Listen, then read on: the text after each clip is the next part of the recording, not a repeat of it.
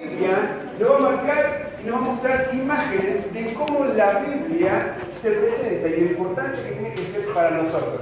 Ahí después en el PowerPoint lo vamos a ir viendo un poquito para que puedan, los que están tomando nota, puedan ir tomando nota.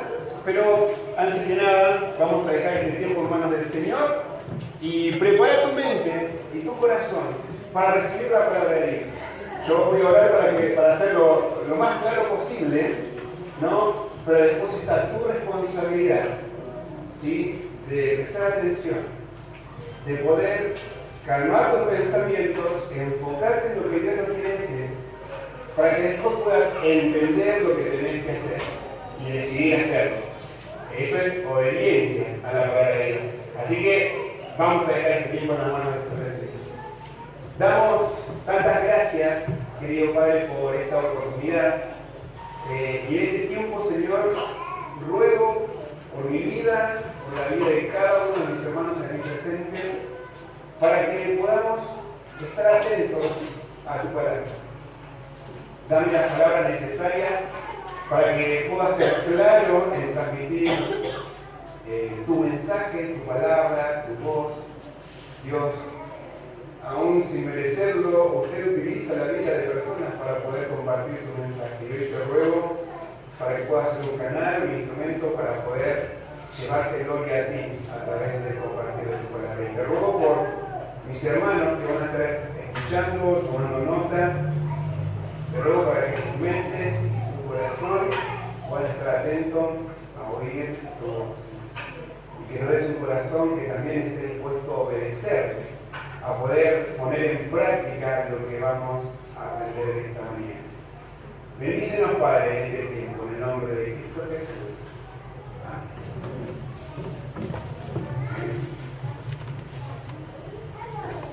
Voy a ir tomando el tiempo para no pasarme. Prometo no durar menos de 2 horas.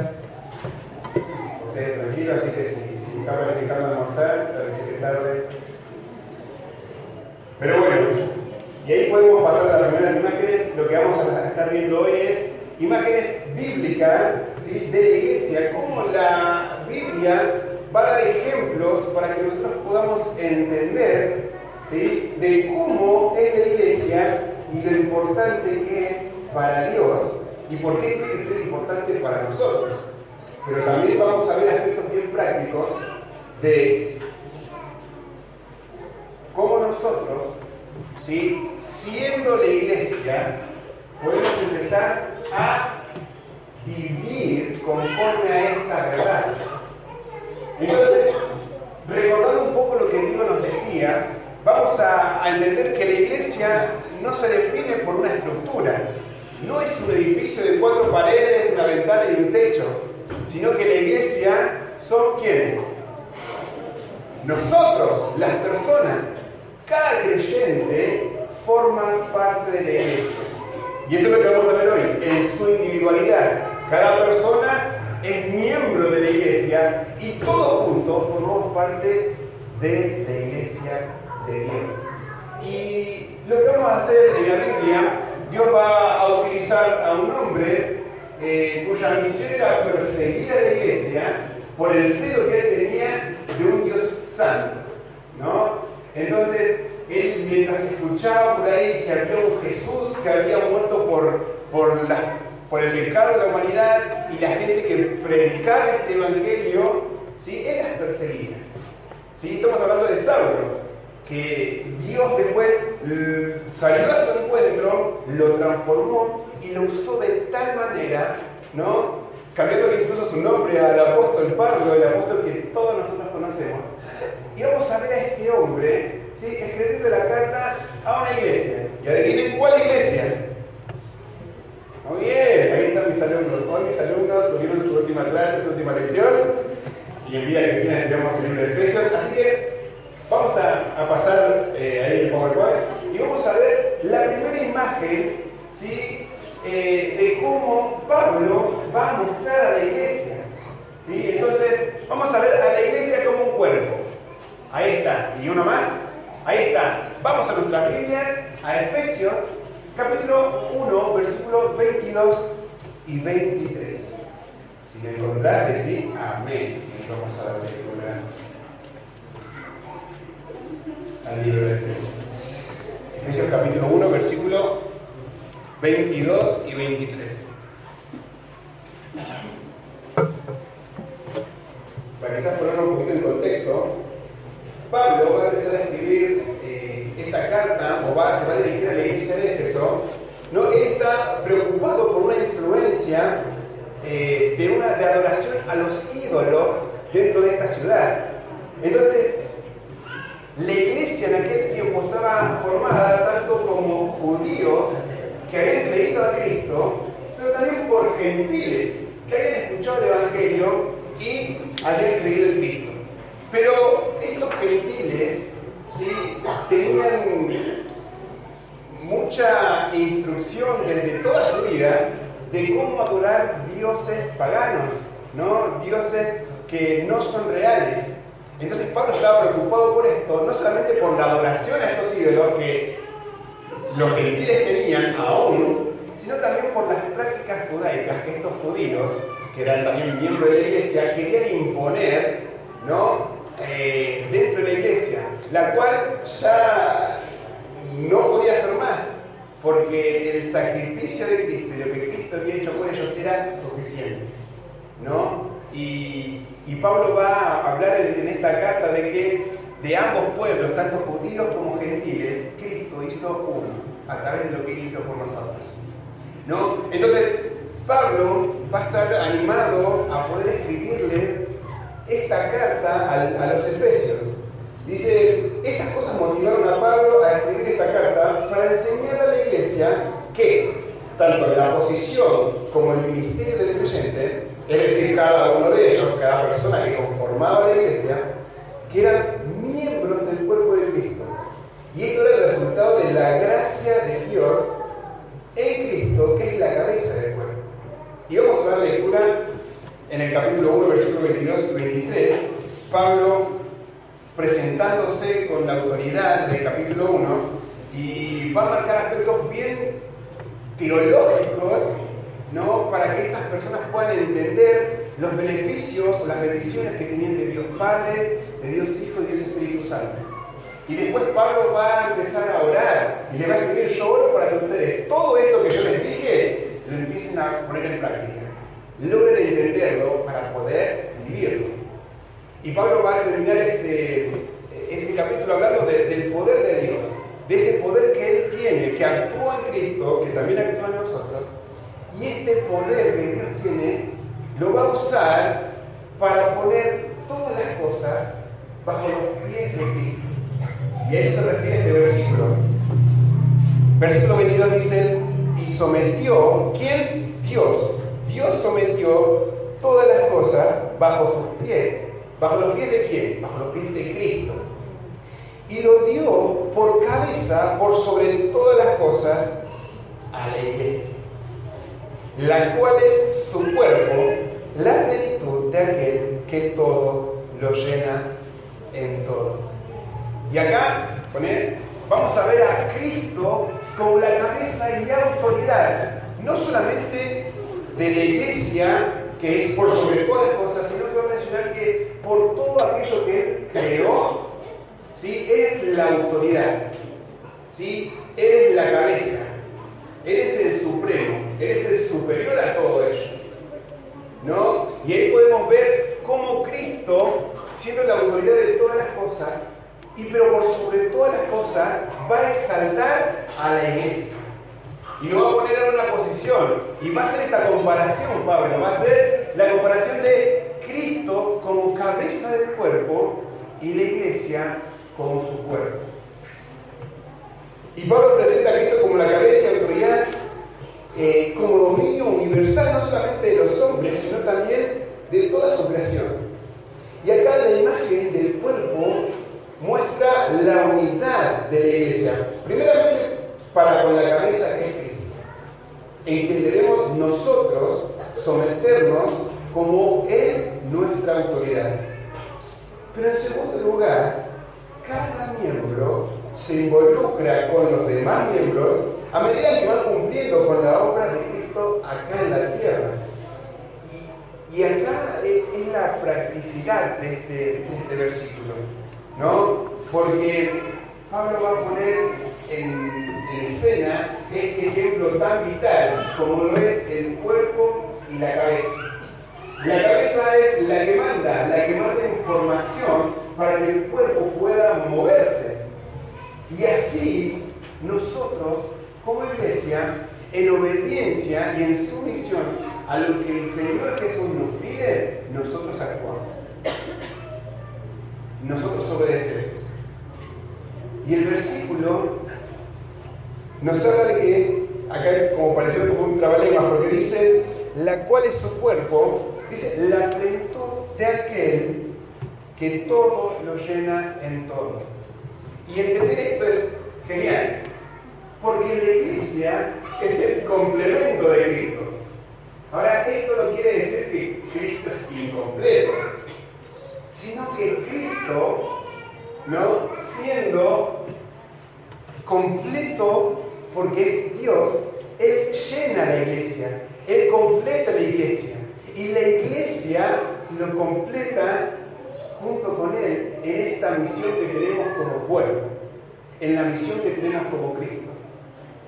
Lograr entender esto en profundidad puede que no nos quepa en la cabeza y en la mente finita que nosotros tenemos, de poder entender o empezarnos a preguntar de por qué Dios o por qué Cristo se empecinó en descansar en nosotros, seres humanos, pecadores, pero salvos por su gracia, para su obra.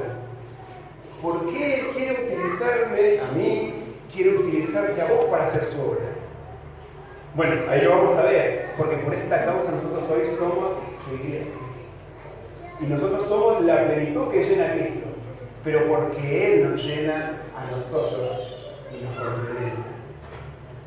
Y la Biblia nos va a hablar de esta realidad, de este concepto del cuerpo. Y la realidad de este concepto es que cada creyente, de manera individual, pertenece al cuerpo. Y todos ellos, unidos, pertenecen a la cabeza, que es Cristo, y que nosotros formamos el cuerpo. Nos enseñan cómo los cristianos deben vivir y trabajar juntos. Así como las diferentes partes del cuerpo humano actúan bajo la dirección del cerebro, los cristianos deben hacerlo bajo la autoridad del Señor Jesucristo. Ahora, esta es una lección básica de cada creyente. Si vos viniste y conociste a Cristo como tu Salvador y has pasado por las aulas de la escuela bíblica, entendés muy bien este concepto de cuerpo y de cabeza. Nosotros tenemos una responsabilidad y es acá donde vamos a prestar atención. Porque vos hoy sos miembro del cuerpo de Cristo.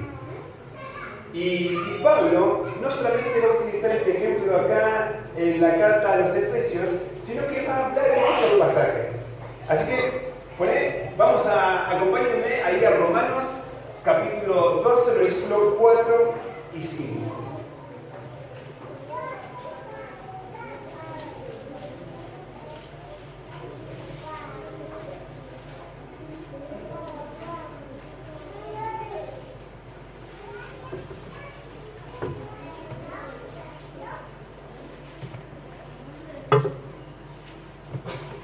Dice así: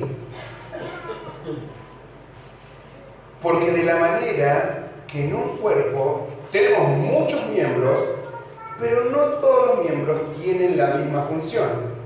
Así nosotros, siendo muchos, somos un cuerpo en Cristo, y todos miembros los unos de los otros.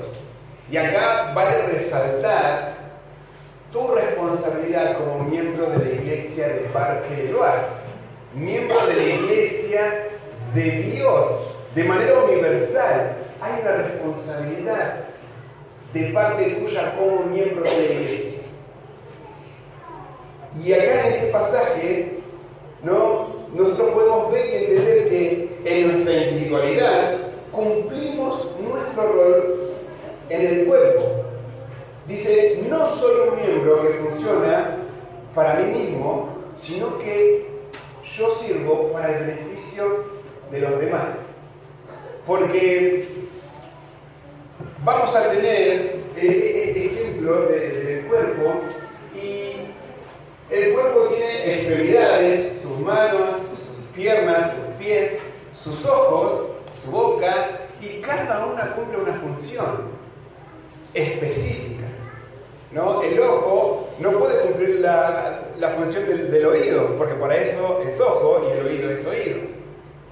Y esta es otra definición que ustedes también lo tienen bien claro, pero presta atención, porque si vos no estás siendo responsable en asumir tu compromiso o en asumir tu responsabilidad como miembro del cuerpo de Cristo, entonces el cuerpo, ¿saben qué? ¿Qué pasaría si el pie no quisiera caminar? Nos estaríamos arrastrando.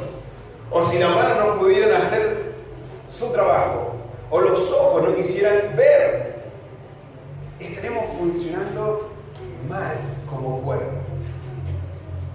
Ahora, no somos miembros del cuerpo de Cristo para beneficio personal, sino que lo somos para el beneficio de las demás personas. Porque si mi cerebro le manda señal a mis pies para que pueda caminar, no es que el pie se va a salir de mi cuerpo y va a ir caminando solo, sino que va a llevar a todo el cuerpo hacia un lugar específico. Tu vida, tu parte como miembro del cuerpo de Cristo es tan vital que lo necesitamos los unos de los otros. Y Pablo va a seguir hablando de la función individual que cada uno de nosotros tenemos dentro de la iglesia. Porque miren, vamos al siguiente pasaje. Primera de Corintios, capítulo 10, versículo 17.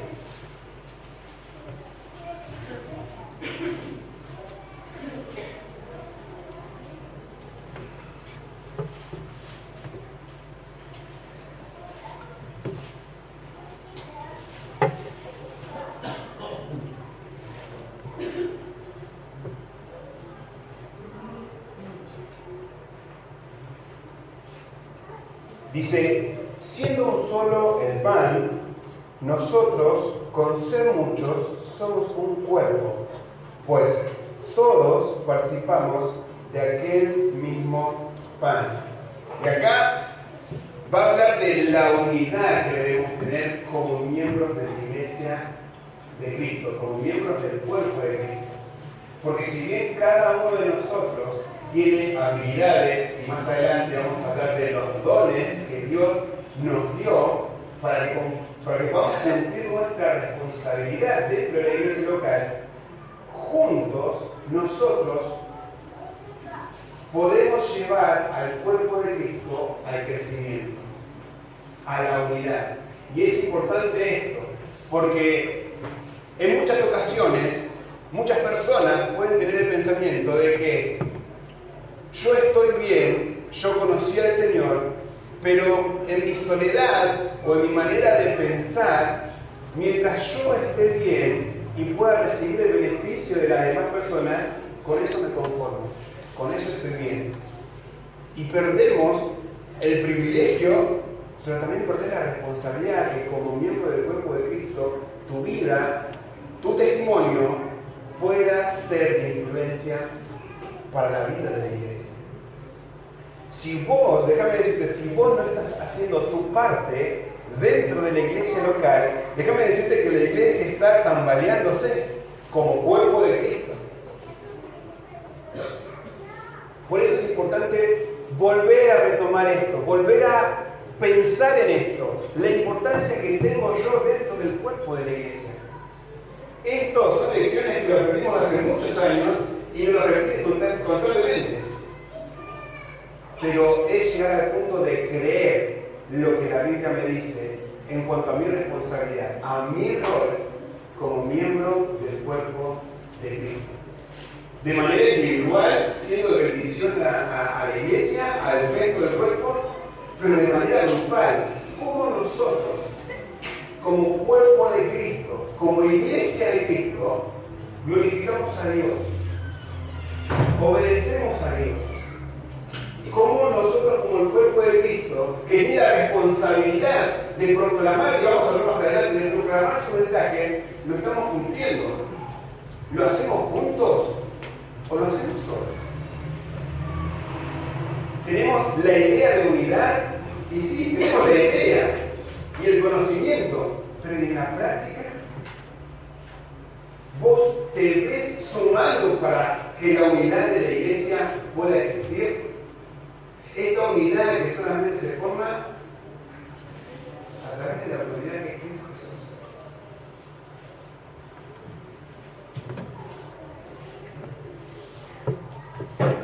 El versículo 12, el capítulo 12 de 1 Corintios, ahí mismo, dan vuelta a la página, versículo 12 a 17, nos va a explicar un poquito más de cómo nuestra responsabilidad, teniendo las capacidades necesarias que Dios nos dio para asumir esta responsabilidad. Versículo 12 dice,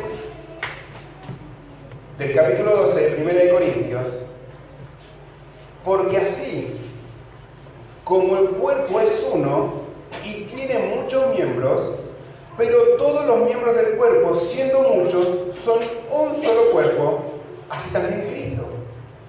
Porque por un solo espíritu fuimos todos bautizados en un cuerpo, sean judíos, sean griegos, sean esclavos o libres, y a todos nos dio a beber de un mismo espíritu. Además, el cuerpo no es un solo miembro, sino muchos. Si dijera el pie, ¿por qué no soy mano? Porque no soy mano, no soy del cuerpo. ¿Por eso no será del cuerpo? Y si dijera la oreja, porque no soy ojo, no soy del cuerpo. ¿Y por eso no será del cuerpo? Si todo el cuerpo fuese ojo, ¿dónde estaría el oído? Y si todo fuese oído, ¿dónde estaría el olfato? Y ahí volver a repetir una vez más la función que de manera individual nosotros tenemos para cumplir el mandato de obedecer al Señor dentro de la iglesia local. Mi rol, tu rol dentro del cuerpo de Cristo es fundamental. Y esto quiero que lo entiendas bien y te lo tatúes en la mente. Sos importante para la iglesia de Cristo. Tu participación es fundamental para que la iglesia pueda avanzar y pueda crecer, para que el cuerpo pueda obtener su crecimiento. Y más adelante voy a volver a mencionar esto, pero preguntas para que vos puedas evaluar, ¿no?, tu situación, tu vida, tu corazón. Dice, primeramente, en tu vida, ¿estás sometiéndote a Cristo como autoridad? ¿Tu vida va regida bajo la verdad bíblica, bajo el consejo bíblico? Tus decisiones, lo que vos empezás a decidir de cómo vivir, ¿tomás a Dios en cuenta? ¿Lo ves como autoridad? Y si no es así, déjame decirte que corres y corremos un grave peligro. Puede que respondas que sí a esta pregunta de que sí llevo una vida sometida a la autoridad de Dios, pero muchas veces tus acciones, tus decisiones y tu manera de vivir pueden que muestren lo contrario. Y de ser así, la idea que en el día de hoy puedas evaluar a la luz de su palabra si esto es real en mi vida, si mi vida genuinamente está sometida a Cristo como mi autoridad. Y en segundo lugar, como miembro de la iglesia, específicamente o universal, o de la iglesia bíblica del lugar, ¿estoy asumiendo mi responsabilidad con mis dones? ¿Estoy velando por mí mismo o también me preocupo por la vida y el crecimiento de mis hermanos? Y acá vuelvo a mencionar que ustedes necesitan de mis dones. Para que vos puedas crecer, vos necesitas de personas que te instruyan, de personas que te aconsejen. Y vos necesitas de que de alguna manera yo puedo destruir tu vida a través de la enseñanza de las Escrituras, pero yo voy a necesitar de que vos cumplas tu rol de, si tenés el don de exhortación, de que vos puedas exhortarme, de que vos puedas cumplir tu responsabilidad para conmigo, de que vos puedas ser misericordioso, de que vos puedas ser dadivoso, de que vos cumplas el ministerio del evangelismo, de que vos puedas enseñarme. Yo necesito de tu don, de tu participación para que yo pueda crecer, porque esto es algo recíproco. Así como yo puedo influenciar en la vida de él, de Héctor, de Moncho, yo voy a necesitar de la vida y del don de cada uno de ustedes, de su participación, que se metan en mi vida y puedan animarme, y puedan cumplir así su responsabilidad, y así los unos con los otros. Por eso te vuelvo a repetir, tu participación dentro del cuerpo de Cristo es vital para su crecimiento. Y acá es donde viene el hachazo, el palazo, porque en muchas de las ocasiones, si en tu caso, te puedes encontrar en una actitud de pasividad. Yo estoy bien acá, yo leo mi Biblia, yo vengo a escuchar, está re bonito lo que escuchamos, pero después tu parte para con la iglesia local no la cumplís. Y te acostumbras a vivir de esa manera. Y no te das cuenta que con tu actitud pones en riesgo al cuerpo de la iglesia. Porque vos sos importante y sos parte vital del cuerpo. Muy bien, vimos esta imagen súper importante y que no solamente lo vamos a encontrar en el libro de Efesios, sino en varias ocasiones que Pablo lo va a mencionar, pero también lo que va a hacer Pablo, ¿sí? Nos va a mostrar a la iglesia esta imagen como la novia de Cristo, ¿sí? Así que acompáñenme una más a Efesios capítulo 5, versículo 25. Y este pasaje es hermoso, porque Pablo va a presentar acá a la iglesia hablando de cómo Cristo amó su iglesia y va a dar el ejemplo del matrimonio, de cómo el hombre debe amar a su mujer y de cómo la mujer debe de respetar a su esposo, que también es otra figura que la mayoría, no decir todos, de nosotros conocemos muy bien. Vamos a comenzar desde el versículo 21 de Efesios capítulo 5.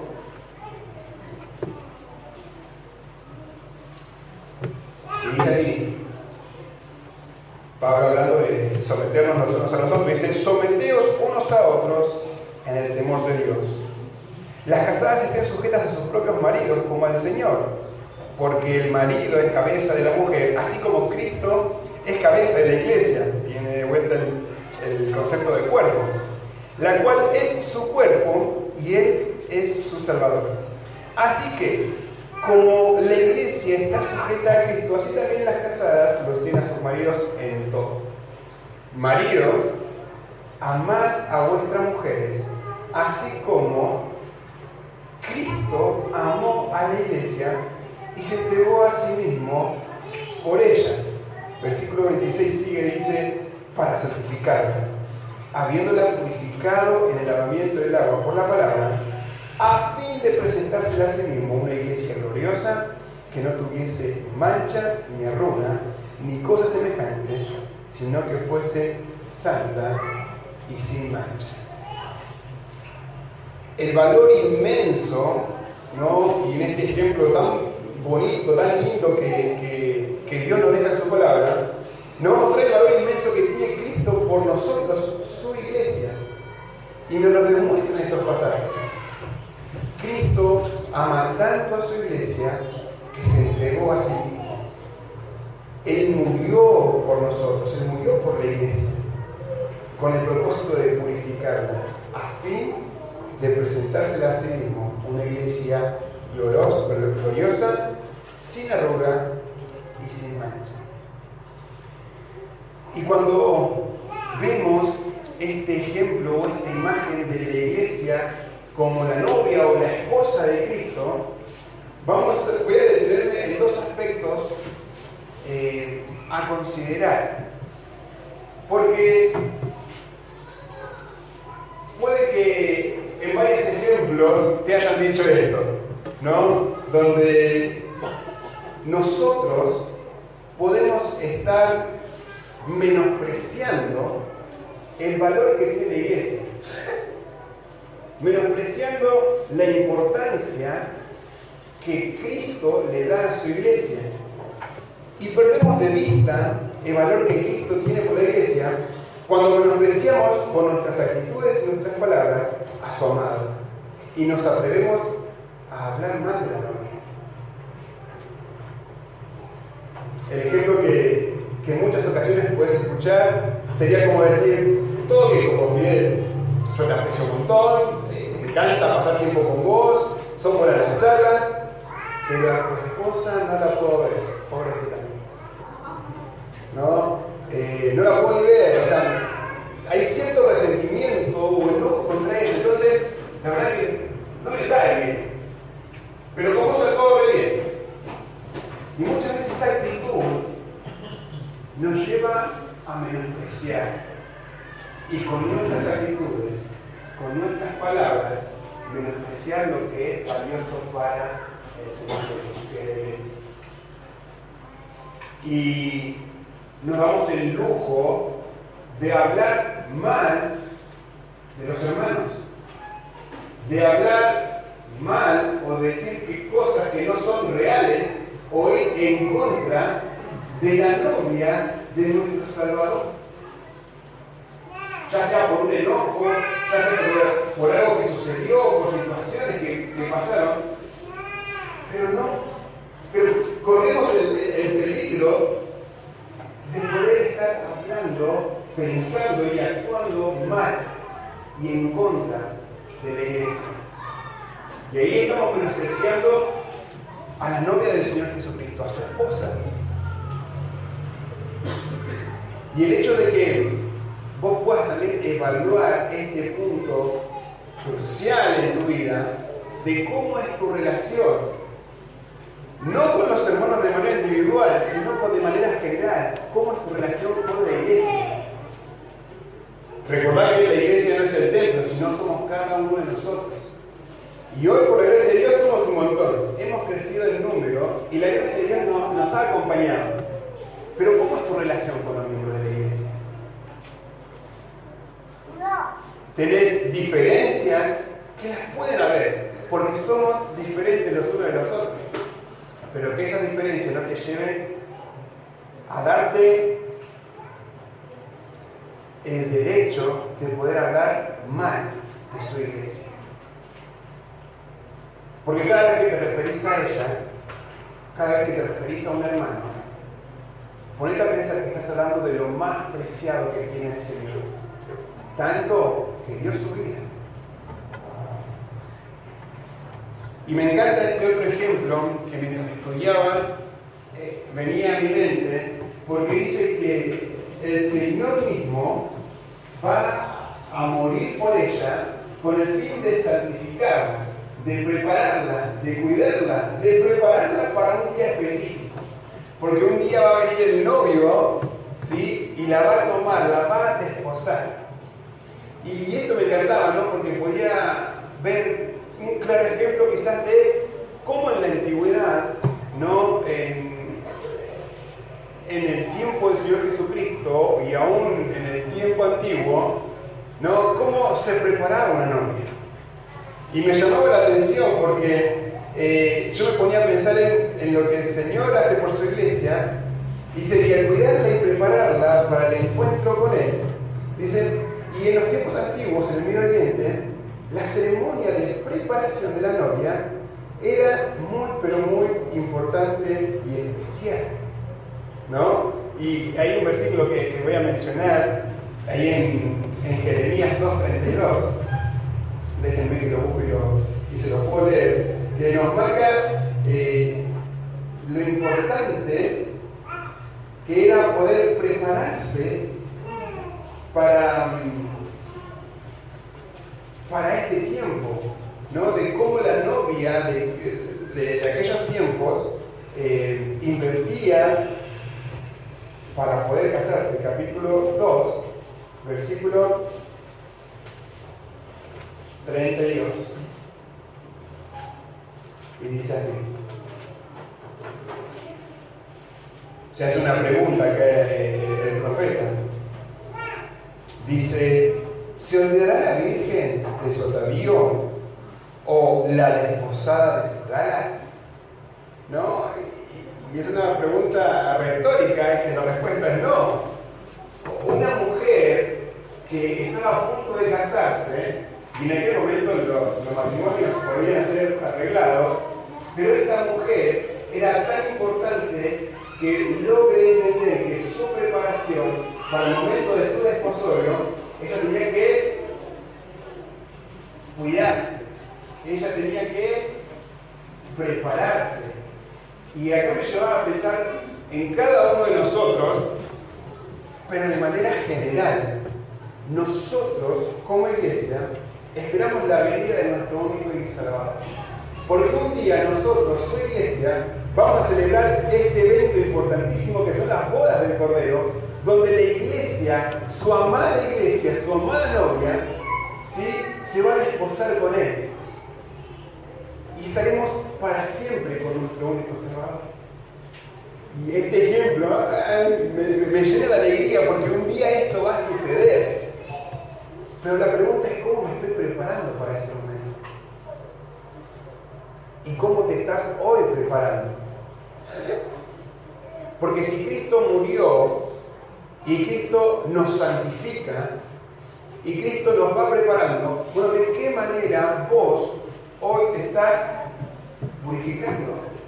¿Cómo es tu vida de santificación? Esta vida que mientras estemos en este mundo, mientras estemos en este cuerpo, constantemente vamos a ser bombardeados a hacerlo mal e incitados a hacerlo mal. Pero ¿cómo te preparás? ¿Buscas de su guía, de su dirección, de su palabra para poder regir tu vida a la luz de su verdad? Preparándote a la luz de su verdad. Pero no solamente de manera individual, sino como iglesia. Hermanos, ¿cómo estamos como iglesia? ¿Te pusiste a pensar en eso? Y puede venir a tu mente, bueno, ¿cómo estamos como iglesia de manera universal, ¿no?, en todo el mundo, pero como iglesia local dentro de la iglesia del lugar? ¿Estamos unidos? ¿Estamos preparados? ¿Nos estamos santificando los unos a los otros? ¿Vivimos una vida de cuerpo en santidad?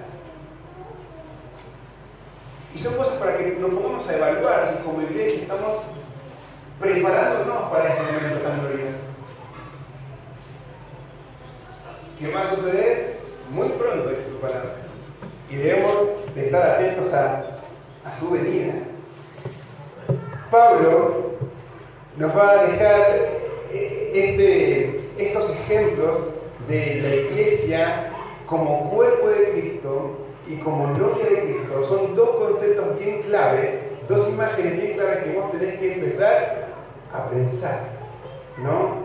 La importancia que sos para el Señor y que la importancia que sos para la iglesia, para el cuerpo y la novia de Cristo.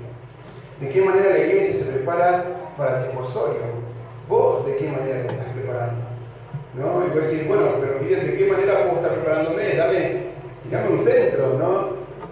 Y la vida de santidad, la vida de honrar al Señor, la vamos a encontrar en su palabra. Todo lo que el Señor nos quiso decir y todas las direcciones que el Señor nos quiere dar, lo vamos a encontrar en su verdad. Y si no somos diligentes en buscarlo, en conocerlo y en saber qué es lo que quiere o cómo Él quiere que yo viva, va a ser imposible. Va a ser imposible. No solamente tenemos la imagen de la iglesia como un cuerpo y como la novia de Cristo, sino que vamos a ir a otro apóstol ¿no? Que puedo pasar tiempo con el Señor Jesús.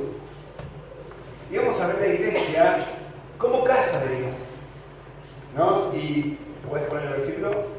Primera de Pedro. Vamos a poner primera de Pedro capítulo 2. Si me acompañan, primera de Pedro capítulo 2.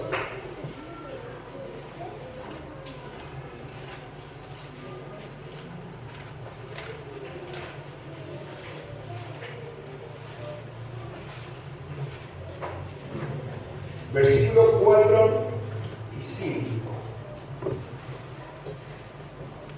¿Listo? Dice así: acercándonos a Él, piedra viva, refiriéndose al Señor Jesús, desechada ciertamente por los hombres, mas para Dios escogida y preciosa. Vosotros también, como piedras vivas, sed edificados como casa espiritual y sacerdocio santo para ofrecer sacrificios espirituales aceptables a Dios por medio de Jesucristo. Y acá es inevitable no pensar que nosotros hoy somos la morada. Cada creyente es la morada del Espíritu Santo de Dios. Y si hacemos un poco de historia, ¿sí? En la antigüedad, una vez que Dios llama a un hombre y le da la promesa de que a través de sus hijos, a través de sus hijos va a tener una gran generación, va a haber una gran multitud, un pueblo, el pueblo de Israel, ¿no? Y vemos las promesas a lo largo de la historia de cómo Dios va preservando la vida de estos hombres hasta que logra cumplir su promesa, ¿no?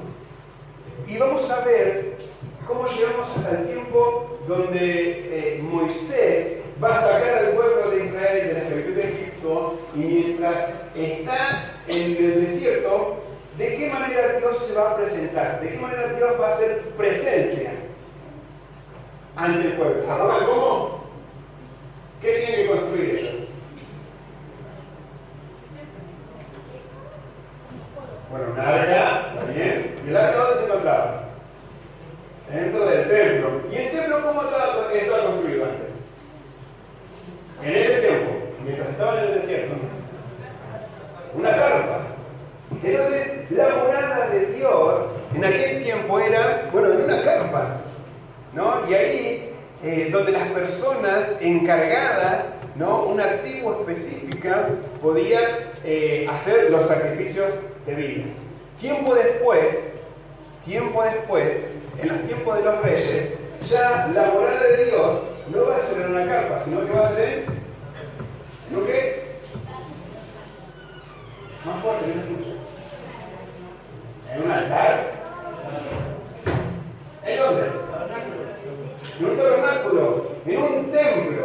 Y este es un templo, este ya es un edificio donde Dios se va a hacer presente ante el pueblo a través de un edificio, ¿sí? Construido con columnas, adornadas con oro, con utensilios específicos para los sacrificios, pero es ahí donde Dios va a hacer su morada.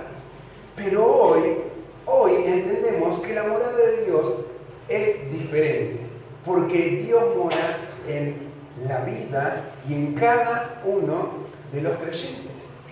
Nosotros somos templo de Dios. Y Pedro va a hablar que nosotros somos piedras vivas. Y Pedro nos habla y nos va a resaltar esta unidad y el compañerismo que nosotros tenemos en Cristo. Nosotros somos la casa de Dios. Y ahora sigamos al siguiente versículo. Ahí en 1 Corintios, capítulo 3, versículo 15. Acompáñenme.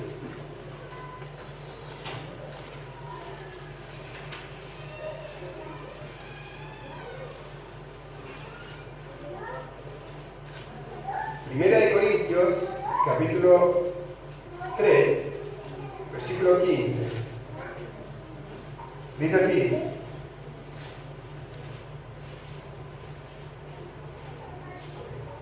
capítulo 3, verso 15. Ok, parece que... A ver, 16. Ahí está. Gracias. Dice el versículo 16, perdón. ¿No sabéis que sois templo de Dios y que el Espíritu de Dios mora en vosotros? Si alguno destruyera el templo de Dios, Dios le destruirá a él, porque el templo de Dios, el cual sois vosotros, santo es. Y entender este concepto de que Dios mora en cada uno de nosotros, y esta morada espiritual está formada por cada creyente en Cristo, y es la morada de Dios en la tierra. Y ya no se limita en un solo lugar, en un templo como lo era en la antigüedad. Ya no se limita en un templo físico, tangible, hecho con materiales bien preciosos, pero perecederos. Dice, en la antigüedad, para obtener una entrada directa a Dios, se limitaba a una sola persona, una vez al año y en un solo lugar. Hoy nosotros tenemos un libre acceso al Padre y lo tenemos con una confianza tal de que podemos acercarnos a Él. Y Pedro lo que nos va a dar a entender que cada uno de nosotros formamos ese templo, formamos esa casa, pero cada uno de nosotros también es la morada de Dios, la morada del Espíritu de Dios. Y en el versículo 17 que acabamos de leer, nosotros podemos correr un peligro terrible de poder destruir el templo, ¿no? Miren lo que dice en el versículo 17. Si alguno destruyera el templo de Dios, Dios los destruirá a él, porque el templo de Dios, el cual sois vosotros, santo es.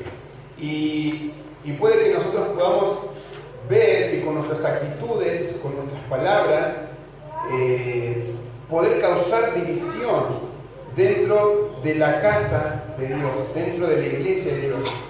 Incluso la manera de enseñar las escrituras de manera incorrecta, o de interpretar y enseñar de manera incorrecta la doctrina bíblica, nos hace a nosotros lo que menciona la Biblia como falsos maestros, y estos destruyen y dañan a la iglesia. Nuestras actitudes, nuestras acciones pueden destruir el templo de Dios, la unidad de la casa de Dios. Pero Pedro también hace referencia a que no solamente somos esa piedra viva, no, sino que también dice que somos un real sacerdocio, ¿sí? Y cuando hace referencia a estos sacerdotes, también podemos ir a la historia y poder lograr ubicarnos cuál era la función de estos sacerdotes, ¿no? ¿Se acuerdan ustedes?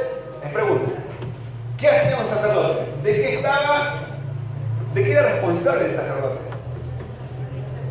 Bueno, eran responsables de los sacrificios. Y se limitaba solamente a una tribu específica. La tribu de Leví. Los levitas estaban, ¿sí?, encargados de los sacrificios de todo el pueblo.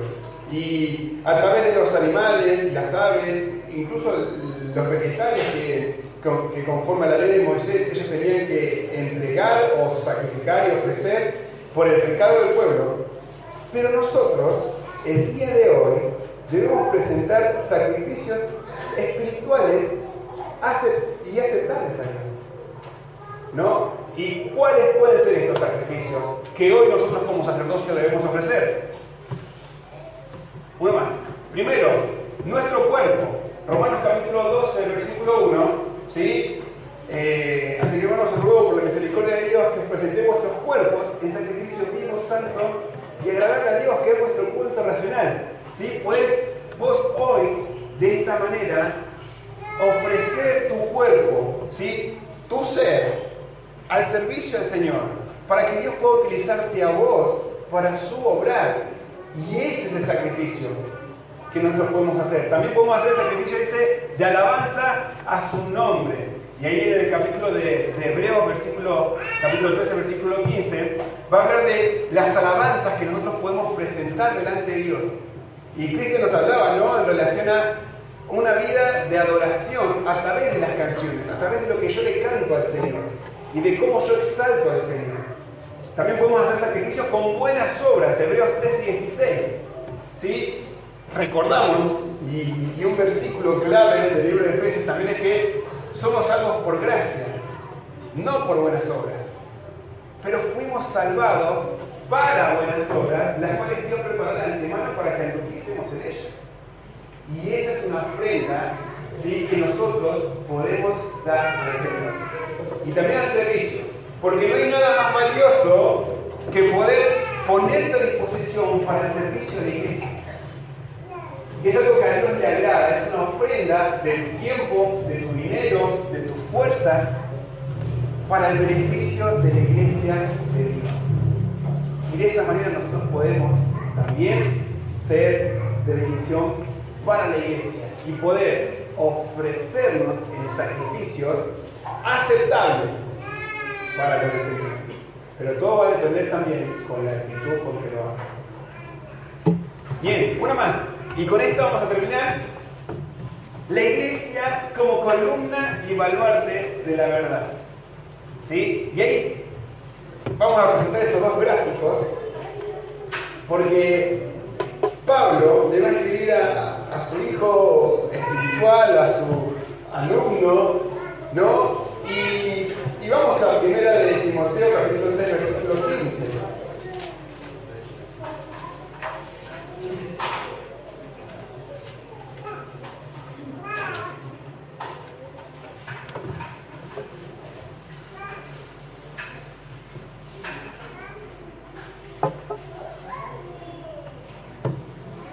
Bueno, en el versículo 14, Pablo va a comenzar diciendo: esto te escribo.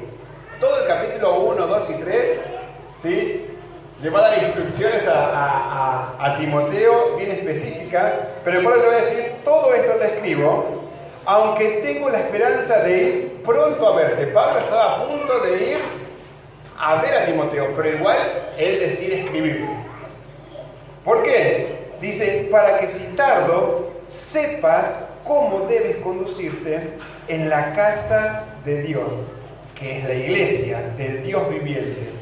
Y acá va a compararlo con una columna y con un baluarte de la verdad. Y acá, en la imagen que tenemos allá en la esquina superior, vamos a ver a una estructura que está compuesta por varias columnas que van a sostener toda la construcción. Y en la antigüedad no solamente se utilizaba para los templos, sino que también se utilizaba las columnas para sostener un rótulo o un mensaje que te daba a entender qué es lo que había adentro, ¿sí?, ya sea de un negocio o de un templo, ¿sí?, te mencionaba, sostenía, ¿no?, y te mencionaba qué es lo que contenía, qué es lo que había. Y en el sentido de columna, cuando Pablo le va a escribir a Timoteo, le va a dar la idea que es donde se apoya o se sostiene un edificio. Y acá nos da la idea de nosotros predicar y exponer la verdad, que es su palabra. Entonces, nosotros somos esas columnas, como iglesia somos esas columnas, que van a tener el letrero bien alto, ¿sí?, de la verdad de la palabra de Dios. Van a exponer la verdad de la palabra de Dios. Y acá puede entrar los momentos en los cuales la iglesia cumple su propósito de predicar el Evangelio, de compartir la buena nueva de salvación, pero también de exponer la Biblia, de exponer su verdad. Y nosotros somos esa columna, ¿sí?, que sostiene la palabra de Dios, pero que la predica, que la habla, la comparte, la expande, la proclama. Esa es nuestra responsabilidad como columna. Pero Pablo también va a tener el concepto de baluarte. ¿Alguna vez? Ahí tienen el dibujito, pero ¿saben lo que es un baluarte? Bueno, dentro de las ciudades fortificadas, en sus muros, ¿sí?, que ellos van construyendo, que aparte eran muy altos, servían para protección. Y parte de esos muros, más específicamente en las esquinas, se regía esto, un baluarte, que es una especie de torre, pero al aire libre, ¿sí? Y lo que servía este baluarte, el propósito era para que en el momento en que esta ciudad era atacada por sus enemigos, los soldados, ¿no?, que tenían que proteger la ciudad podían subir a esos lugares y tenían, ¿sí?, una vista panorámica mucho mejor para poder defenderse.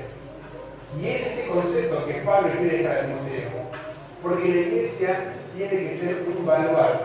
La iglesia tiene que aprender a defender la verdad de su palabra. No solamente exponerla, sino defenderla. Y yo digo, pero ¿de qué tenemos que defender la verdad de la palabra de Dios? Pues estamos en un mundo, en un sistema, donde las ideologías, la forma de pensar de cada uno, se van a levantar contra la verdad de la palabra de Dios. Y contra eso tenemos que hacerle frente. Pero no pretendas querer hacerle frente a estas ideologías que el mundo va levantando, ¿sí?, por tu propia manera de pensar, porque estás haciendo exactamente lo mismo. Vos tenés que ir con la verdad de la palabra de Dios y tenemos que presentarnos delante de este mundo con la verdad para defenderla, para defender lo que Dios nos dice, para defender la verdad de la palabra de Dios. Y no decir, no, yo creo que tenemos que ser misericordiosos con estas ideologías de género, y está bien que ellos piensen de esta manera, mientras ellos respeten lo que yo pienso, obviamente sin llegar a la violencia, ¿no? Yo lo dejo ahí que ellos piensen igual. Bueno, pero en el momento, varios de ustedes, en sus trabajos, o aún aquellos que seguimos cursando la universidad, te van a presentar, ¿no?, y estas ideologías que el mundo está tan en contra de lo que Dios nos dice en su palabra. Y no solamente levantan ideologías o formas de pensar que son convenientes para ellos, sino que se van a levantar en contra de lo que Dios nos dice. Y es ahí donde nosotros tenemos que pararnos en el baluarte y poder defenderla, saber defenderla.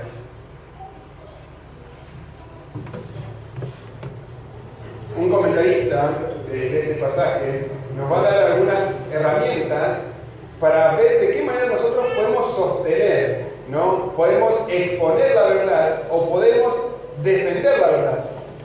Y ahí tenemos oír y obedecerla, ¿sí? Ahí está el versículo de Mateo, pero el principio de Santiago también aplica, no solamente oidores, sino hacedores de su palabra.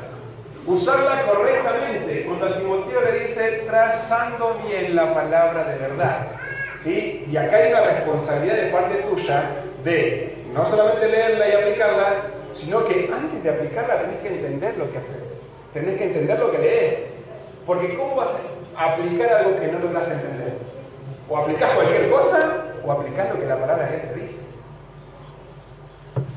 ¿De qué más?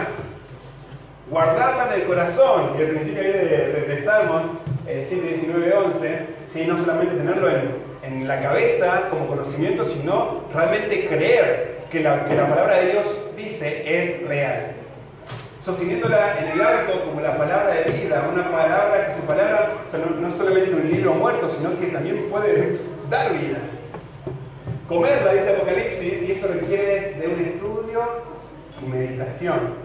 ¿Sí? La iglesia, lo que hoy la iglesia te ofrece como iglesia es el tiempo de la hora silenciosa. ¿Sí? No te pierdas la oportunidad de poder ser parte de la iglesia haciendo este devocional tan hermoso que estamos en el libro de Lucas. Defenderla, hablamos ahí, y Filipenses 1:16 nos habla de eso, divulgarla, proclamarla y demostrar su poder en una vida consagrada. De esta manera nosotros podemos ser esas columnas que exponen su palabra y este baluarte que la defiende. Pero el desafío es cómo vos podés pensarlo de manera individual, cómo vos te estás preparando, cómo vos podés cumplir con todo esto. Porque déjame decirte que queremos y nos estamos esforzando con el liderazgo de llevarnos absolutamente a todos miembros de la iglesia del Eloar, ¿no? A que podamos juntos ser esa columna, que juntos podamos proclamar el Evangelio, la verdad, pero que juntos también podamos saber defendernos. Por eso están las clases bíblicas, que son geniales, no pierdas la oportunidad. Y acá va un concepto que tienen y que tenemos todos aquellos que fueron o a un viaje misionero o visitaron otra iglesia. La mayoría de ustedes han ido a un viaje misionero o han logrado ir a visitar otra iglesia. Y si vos te pones a comparar, no es porque somos mejores, ¿no? Cuando podemos ir a otros lugares, vemos los beneficios que la iglesia del Eloar tiene, y déjame decirte que no sabemos aprovechar. ¿Cuántas iglesias hacen Tucumán, Corrientes, Misiones, Perú, ¿no? Aún la iglesia acá, la iglesia Roberta, Guernica, Los Cebos, puede que tengan o no lo que la iglesia del Eloar tiene. Y las oportunidades de crecer, de aprender, que la iglesia del Eloar te ofrece, pero vos no sabes aprovechar. ¿No? Y solamente te das cuenta cuando logras visitar la iglesia. Por eso, hermanos, la imagen que nosotros tenemos que tener de la iglesia como cuerpo de vital importancia, porque vos sos y cumplís un rol importante, del valor que tenemos y que tenés vos como iglesia, como la novia de Cristo, y el peligro de poder estar hablando mal de su iglesia. Pero también el hecho de poder tener a la iglesia como la casa de Dios y el compañerismo y la unidad que nosotros debemos tener para que la morada de Dios, ¿no?, sea real, y el comportamiento que debemos tener, a tal punto de llevarnos a este principio de que juntos podamos proclamar, expandir, enseñar la palabra de Dios, pero también a defender. Y es fue un ánimo para mí, para mi vida. Y realmente hacerlo posible. Cuesta horrores, mucho. Pero juntos, en unidad, ¿no?, cuidando esta unidad, que el Señor nos manda a cuidarla, poder glorificar al Señor. Así que, gracias hermanos. Terminemos con una palabra de oración. Cuántas gracias te damos, querido Padre, por tu gran amor con que nos amas y el ejemplo tan claro que usted nos da de poder ver la iglesia, de poder ser parte de tu cuerpo, de tu templo,